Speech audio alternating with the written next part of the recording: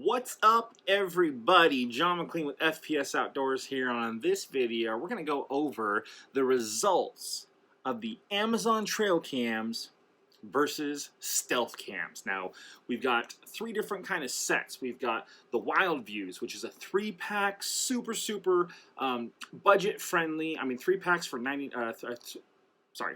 cameras for $99 is this pack that you get.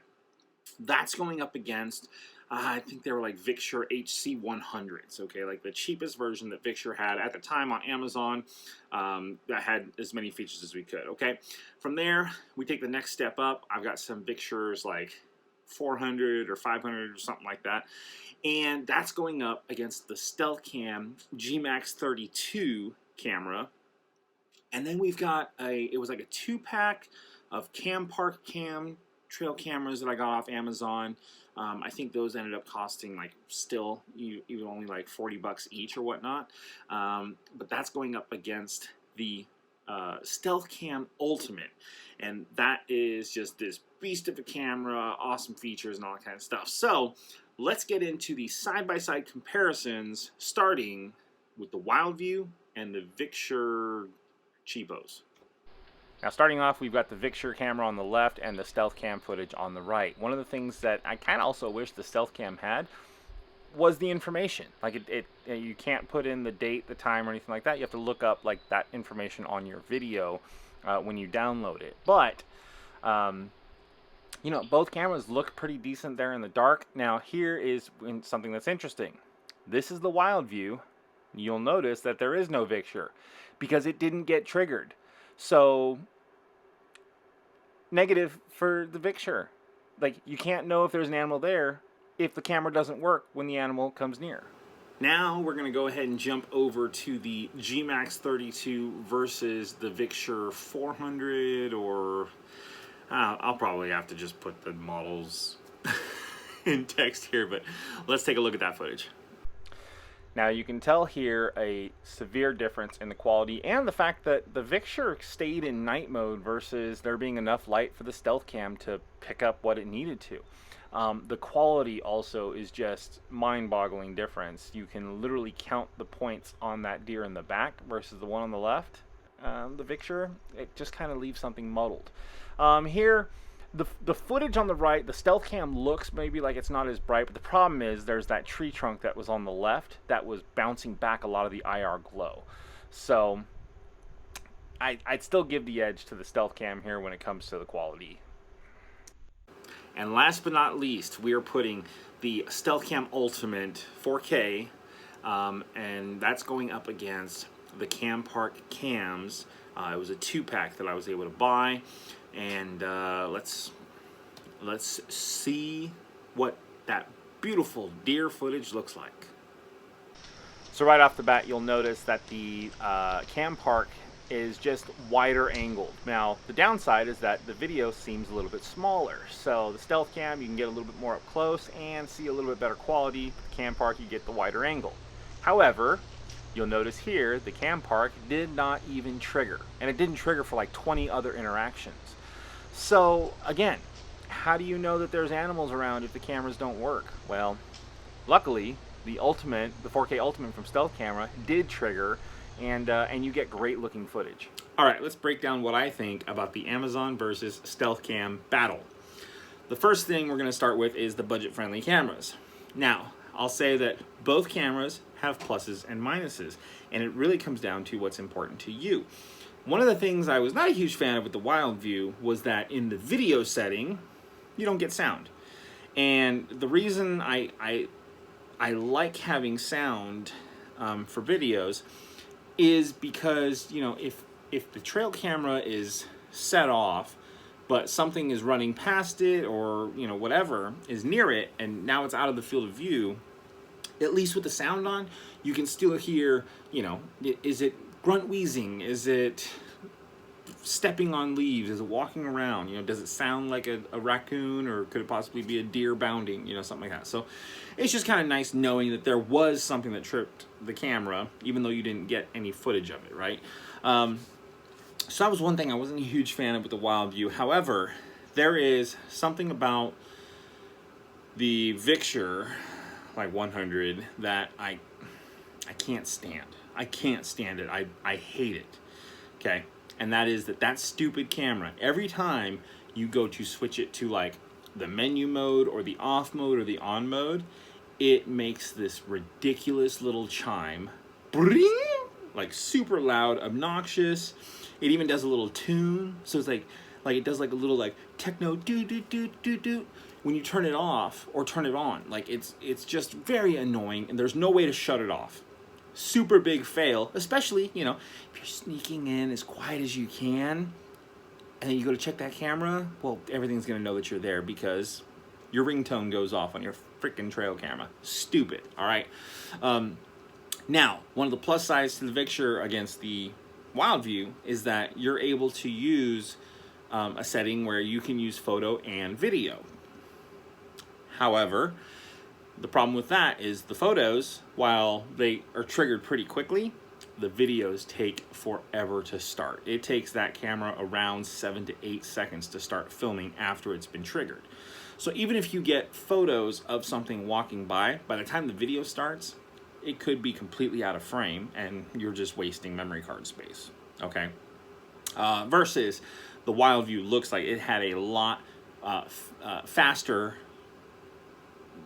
start to recording time, or whatever we want to call it. It seemed like it started recording faster than the Victure did. So you were actually able to catch whatever it was that was triggered by it. So give or take, all right?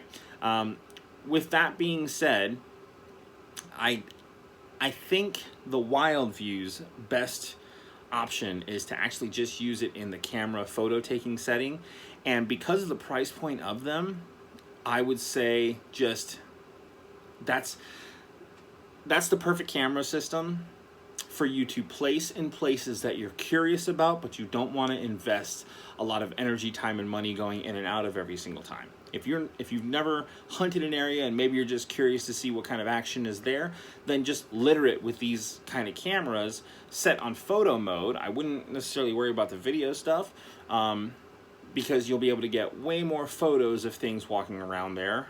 And I don't know, it's just, for the price versus the product that you're getting, I think it's a great option to go.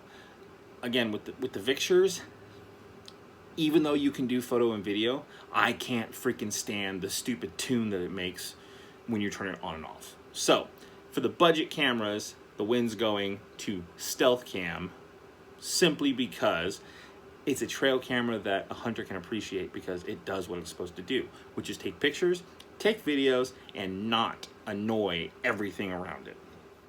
All right, next we're going up to the mid-tier. So this is the G-Max 32 StealthCam versus the Victure mid-level camera. I still don't know what the hell model it is. Pluses and minuses. The one thing I wish the G-Max 32 did was to take photos and video. The Victure does do that, and it does it fairly well. Unlike the budget one, the Victure middle class one starts recording closer to like 4 or 5 seconds after it's been triggered, but you can also take the photos. So the photos take up like the first second of start time, then you get about 3 seconds of dead time before the video starts. But with that being said, I mean, the G-Max starts pretty freaking quick. So even though you can just have it set to video, at least the video starts recording very fast, okay? Now, the other thing I find about doing video and pictures and having to do it that way because of how long it takes to start recording is that you use up your memory card space a lot quicker, because on top of taking 3 photos, it's then going to take your 20-second or 15-second long video. So, you know, you can run out of card space depending on how busy of a spot that is for that particular camera, right? What I can say is the difference in quality from camera to camera, I think, was very noticeable, and I'm sure you've probably seen it with a side-by-side comparison. Now, the thing is, depending on what you're watching this on, when I was using like my computer to watch the footage, even though I could put the Victure up to a higher resolution, the downside is that by going to the next resolution up, you got a longer trigger time before it started actually recording. So I kind of put it down to just like HD. I think it can go one step higher from the setting that I have it at. But again, like now, instead of 4 seconds, it's closer to 6 seconds. So we're kind of back to that budget camera where, like, by the time the camera starts recording, whatever's happened could potentially be done. All right. But when I was watching them on my computer, I would have to enlarge the video from the Vixture in order to get it to cover my entire screen. And the problem with that is that when you start enlarging it, everything starts to become a little bit more grainy because you're stretching those pixels out, right? With the StealthCam, that video pretty much took up my entire computer monitor, and the video was just really, really good.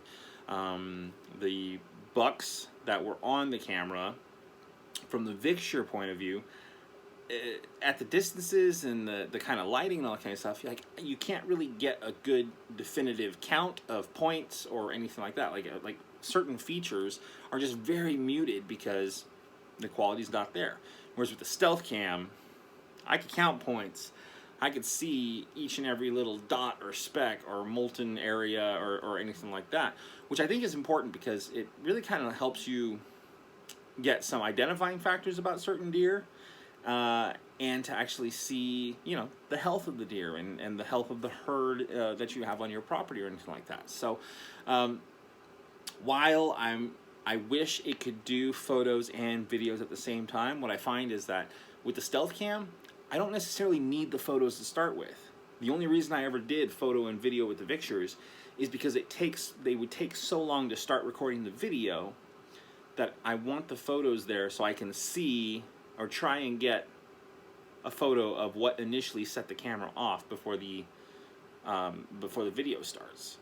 So with StealthCam, I'm finding that I don't need that setting, which is very nice. Now, the other thing that I wish the StealthCam had, and that the Vixture does have going for it, is that with the Vixture, you could set how sensitive you want to have the camera triggered. So you can set it for a very high sensitivity, medium, or low.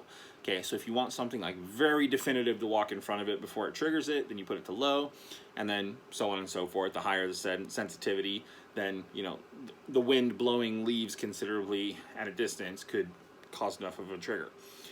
The StealthCam doesn't have that, but it does have a pretty awesome trigger range.